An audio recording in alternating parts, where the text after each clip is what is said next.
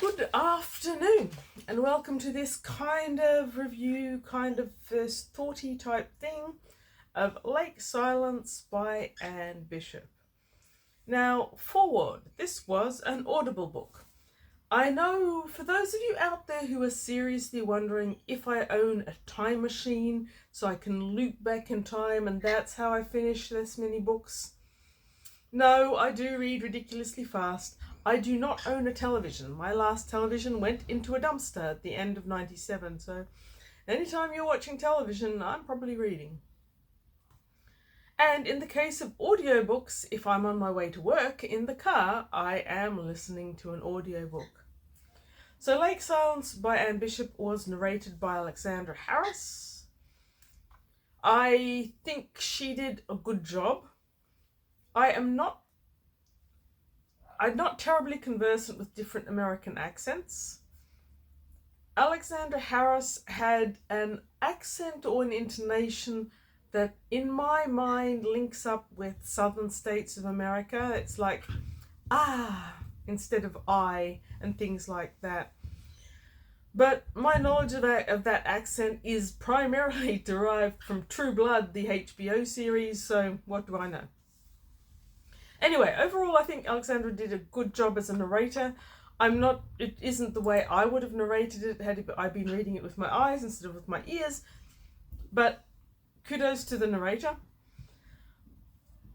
The book itself was fantasy, paranormal fantasy-ish, kinda, in an alternative universe, and I liked the alternative universe a fair bit.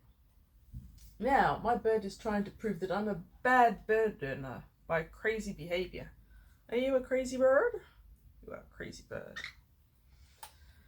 Right, so Lake Silence by Anne Bishop.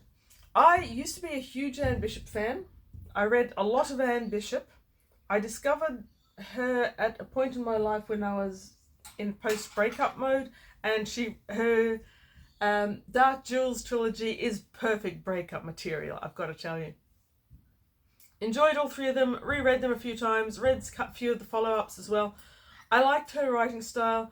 It's not ornate, it's not deathless literature, but she's got some great alternative universe fantasy type ideas and concepts and a few good characters.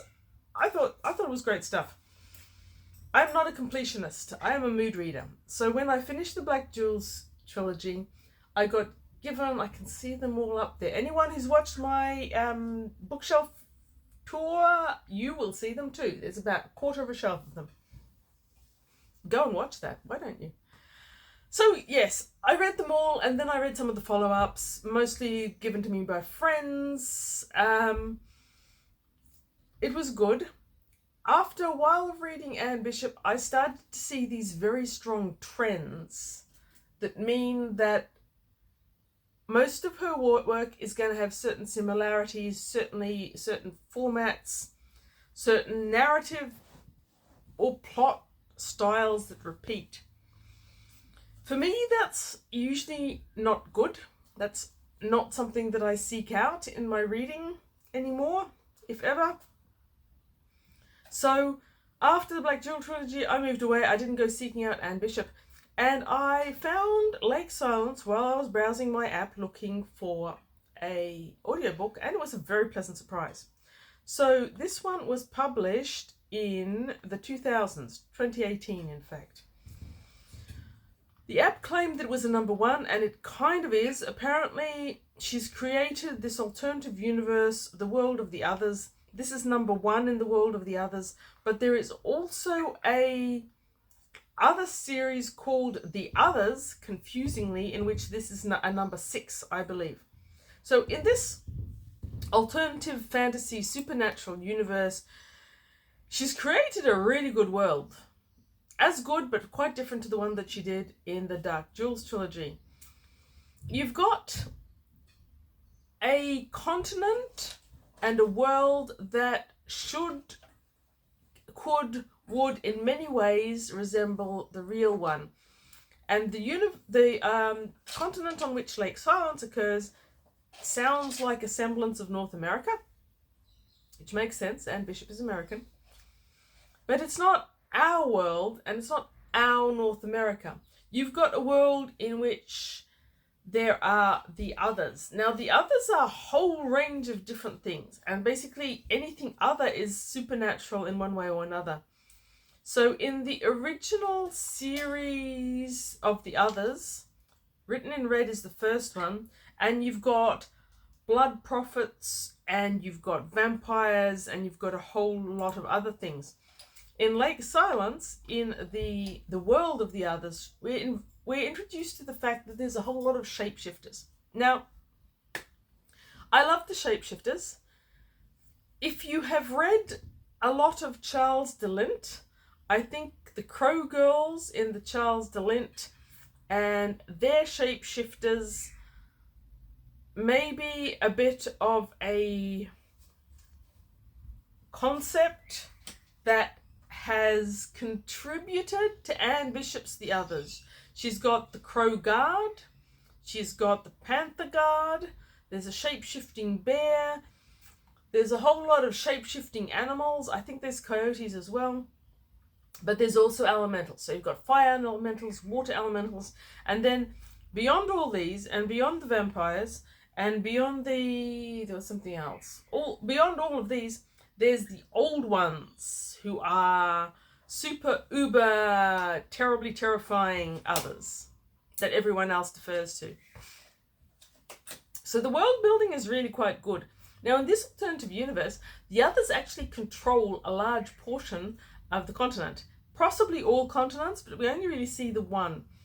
And if you venture out of the areas that are human towns or human influenced, you are in the wild and you are subject to the will of the others.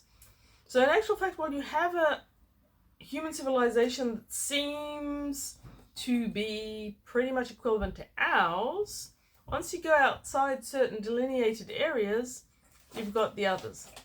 I like the concept. I want the others. I want some others, damn it, defending the outer outback. I want some others defending those lakes that are about to be mined. I love the concept in that regard. So in that way, Anne Bishop spoke to me very much like she did in The Black Jewels, with a whole heap of concepts that I'm going, wow, this is amazing. So I loved her world building. Now, world building aside, we start with a character called Vicky Devine, and we find that Vicky Devine has taken over a small business that is like a guest house with some rooms and a few cabins by the side of the lake. She's accepted this property as her part of the divorce settlement when she divorced her husband, who sounds like a real piece of work. She has been keeping to the contract because apparently contractually she doesn't own the land, she owns the buildings and can run it forever, but the land is actually owned by the others. Ish, kind of. Anyhow, we start with a real zinger. Her sole lodger is Aggie, and she's just discovered that Aggie is actually a crow. It isn't just her surname, Crow. She is a crow, and she can transform into a crow. One thing that crows like that humans don't is eating eyeballs. So she walks into the kitchen as her lodger, Aggie, who is in every other way like a teenage girl, and later on Vicky says that she actually thought that Aggie had just become homeless or been thrown out of home or something. Aggie is about to heat up an eyeball in the microwave. It's quite obvious that this eyeball once belonged inside a human skull. So it's a great start. I really liked it. By the way, Anne Bishop doesn't call a microwave a microwave. For my American viewers out there, is there something else that you call microwaves? Microwave oven, ding, ding, bleep. It was a weird word. It took me a while to figure out what it was, actually. Anywho, so Vicky walks in on Aggie about to heat and eat a eyeball. She manages to get her lodger Vicky to tell her where the eyeball was achieved, which is a dead man, which is right on the edge of her property. Vicky does the correct thing, calls the cops, and they come out to investigate, which is where we meet Grimshaw, who she is initially a bit scared of. He looks grim, like his name, Grimshaw. They go out and investigate the body. Stuff happens. There's more crows. I don't really want to spoil the story itself. And the story itself doesn't really need spoiling. It's a fun story, but honestly, this book is about the world building more than anything else. Now, on to the world building. So, Vicky Devine's ex was a nasty, nasty guy, and he gets together with some more nasty, nasty guys and eventually tries to get this little area called the Jumble back from her. But the others intervene. It's a lot of fun. I hate gender labeling books. I really think it's not fair on the book and it's not fair on the reader. This came across to me as a very girly book.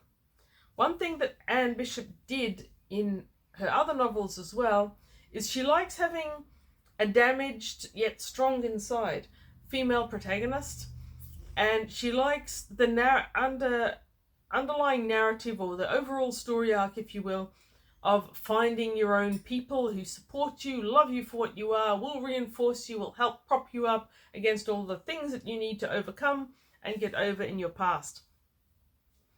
As with the Black Jewels, there are the men, though Anne Bishop seems to like calling them males, each to their own, who will support, love and nurture Vicky Devine, and a whole heap of animals, again, Black Jewels, that are her avid supporters, and she acquires a vampire as an attorney, which is kind of cute and a bit fun. There is nothing about this inherently that I would think of it as a girly book. Okay, maybe there's a couple of things in it that are a girly book. But this whole nurturing the female thing does feel girly. I think this would also be a good breakup book if you're just broken up and this sounds attractive to you. I really did like the world building. If you want a supernatural novel that isn't romance based, because there's not really romance in this one, it's more about making connections, making friends, and having friends who support you. But we spend a lot of time inside Vicky Devine's head, and Vicky Devine is a very girly girl, and she is a bit scatterbrained, and her brains and her thought processes go everywhere. All about Vicky Devine, all the time. So it's also a very protagonist-based book in that regard. You're either going to like Vicky Devine, in which case you probably will quite like this book, or you aren't, in which case this isn't for you.